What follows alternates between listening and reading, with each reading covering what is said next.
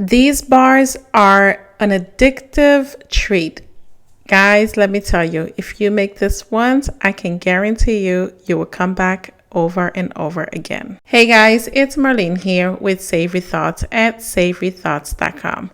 If you are new here, would like to say welcome and thank you for joining us and watching our video. So let's get into this video. So these are the ingredients you will need. Of course, you will need flour, oats, sugar, butter, lemon, fresh raspberries, cornstarch, baking powder, salt, as well as pure vanilla extract. So guys, these bars serves well, meaning that they are great for grab and go breakfast, snack, or even dessert. The fresh raspberries used in this recipe is exactly what's going to make these bars decadently rich and also even more enjoyable. Prepping your raspberries is exactly the first start to making these bars. You want to start off with adding your sugar and mixing that well. And let's not forget to also add in 1.5 teaspoons of vanilla extract. Set that aside and move along to the other ingredients.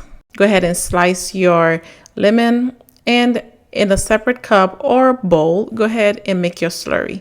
Now this is exactly what we're going to use to thicken the raspberries, because for this to be decadently rich and wonderful, we are going to make our own jam instead of buying raspberry jam. So go ahead and prepare your slurry and set that aside. For this, you would need cornstarch and water.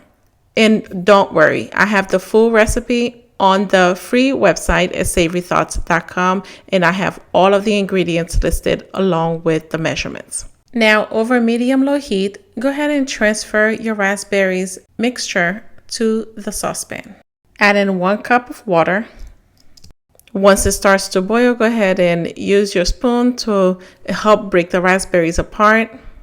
So I like to use a wooden spoon to go ahead and break it apart. You can use really whichever spoon you like. The spoon will help keep it somewhat lumpy instead of using a hand mixer. Now guys, you don't want to make raspberry jam without the slurry. So remember the slurry that we prepared earlier. So go ahead and use that slurry and pour it slowly in the raspberries. So after adding in your water in your slurry, go ahead and add in your lemon juice. I highly recommend that you use fresh lemon juice because it just intensifies the flavor. So continue to stir. There's a lot of stirring when it comes to making this. So go ahead and continue to stir, and you will notice that it's starting to form. You can go ahead and test it by swiping your finger across the spoon, and if it's wiped clean without leaving anything behind, then your jam is ready to go. So go ahead and set that aside and let that cool off while we move on to the next big thing.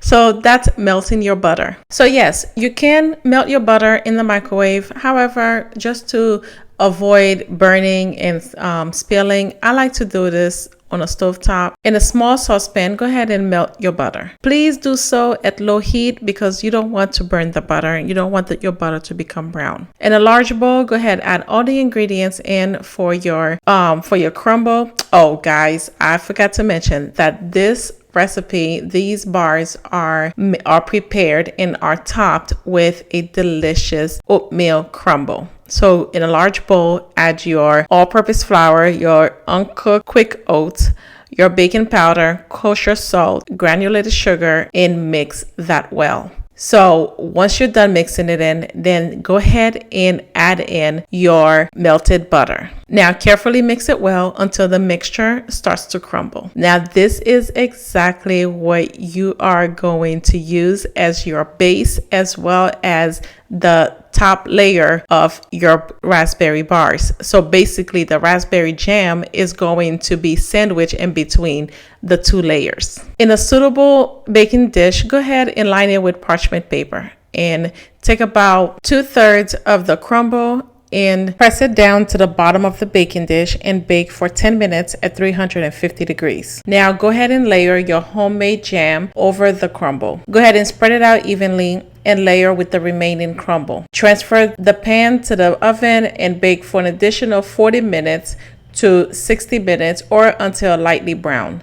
I actually baked mine for about 45 minutes, but about the 40th minutes time frame, go ahead and start checking it to make sure that it is browning nicely and it's also to your liking. Once you're done, allow it to cool completely so that way it's able to set. And at this point, you can also remove it from the pan, but just simply by lifting up the parchment paper and placing it in the refrigerator, so that way your crumble can start to set into bars. So once you're ready to serve it, go ahead and cut it into squares, and feel free to also top it with your favorite vanilla ice cream. Guys, as always, the full recipe is on the website at savorythoughts.com. And if you are new here, we would love for you to subscribe and hit the notification bell so you don't miss out on any new videos.